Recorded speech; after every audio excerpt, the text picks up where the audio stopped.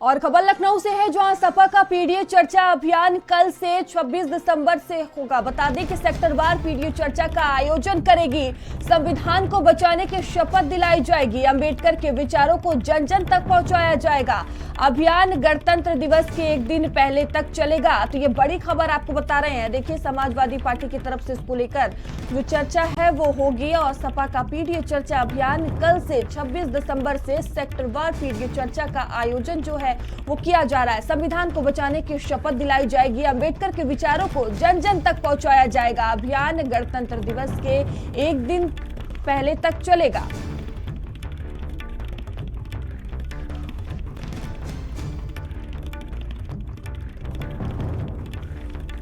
तो देखिए, संविधान को बचाने की शपथ दिलाई जाएगी। अंबेडकर के विचारों को जन जन तक पहुंचाया जाएगा। ये बड़ी खबर आपको बता रहे हैं। समाजवादी पार्टी का पीडीए चर्चा अभियान कल से 26 दिसंबर से सेक्टरवार पीडीए चर्चा का जो आयोजन है वो किया जा रहा है।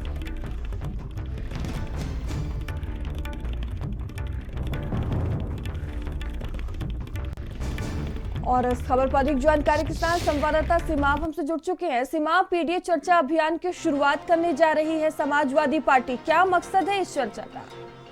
देखिए, 2024 के जो लोकसभा चुनाव हुए उसके बाद समाजवादी पार्टी का मनोबल जो है वो काफ़ी बढ़ा हुआ है। भारतीय जनता पार्टी को कैसे परास्त किया जाए और किन मुद्दों को लेकर भारतीय जनता पार्टी बैकफुट पे आई है, उस पर पूरा फोकस समाजवादी पार्टी का है। यही है पीडीए चर्चा अभियान की शुरुआत, क्योंकि 26 तारीख यानी कल से इस कार्यक्रम की शुरुआत हो रही है और ये पूरा एक महीने तक ये कार्यक्रम चलेगा। जो सेक्टर बनाए गए हैं समाजवादी पार्टी की तरफ से, उस सेक्टरों में इसको लेकर चर्चा होगी और संविधान की बात होगी। भारतीय जनता पार्टी के खिलाफ एक आंदोलन, एक अभियान और ये चलाने की कोशिश की जा रही है और साथ ही साथ बाबा साहब भीमराव अंबेडकर के जो विचार हैं, जो बातें हैं, उनको जन जन तक पहुंचाने का काम किया जाएगा।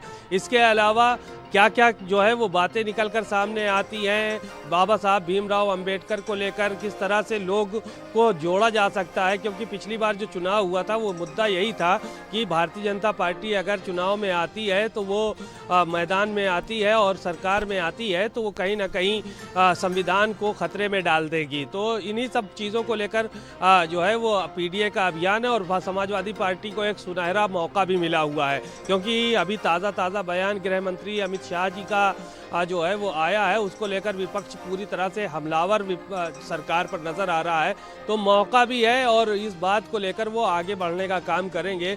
यही पीडीए की जो परिचर्चा है उसमें जो है वो इस सब बातों को रखने का काम किया जाएगा। तो सीमा, देखिए, जिस तरह से अमित शाह की तरफ से विवादित बयान दिया गया अंबेडकर को लेकर और जिस तरह से विपक्षी पार्टियों में विरोध देखने को मिला, अब देखिए, अब अंबेडकर को लेकर ये चर्चा की जाएगी। जिस तरह से उनके विचार हैं वो समाजवादी पार्टी रखती हुई नजर आएगी। तो कितना इस मुद्दे को समाजवादी पार्टी भुना पाएगी?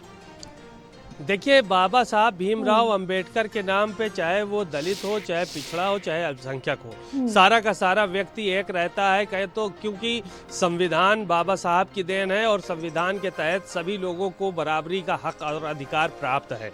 तो जाहिर है कि बाबा साहब भीमराव अंबेडकर की बातों को और उनके विचारों को अगर जनता के बीच में रखा जाएगा तो इसका फ़ायदा होगा।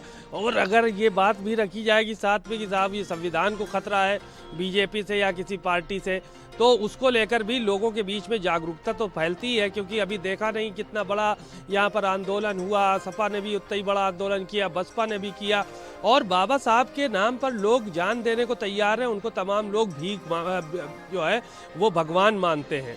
तो इस तरह की चीज़ें देखने को मिलती हैं। तो जाहिर है कि एक बहुत बड़ा आंदोलन खड़ा हो सकता है, क्योंकि बाबा साहब के जो अनुयायी हैं, जो उनको भगवान मानते हैं, वो किसी की बात सुनते नहीं हैं उनके सामने, उनके विचारों के सामने।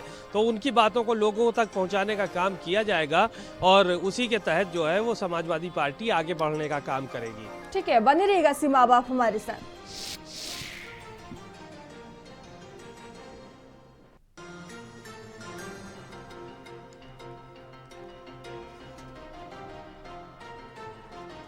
और चलिए आगे बढ़ेंगे। खबर दिल्ली से है, जहां बीजेपी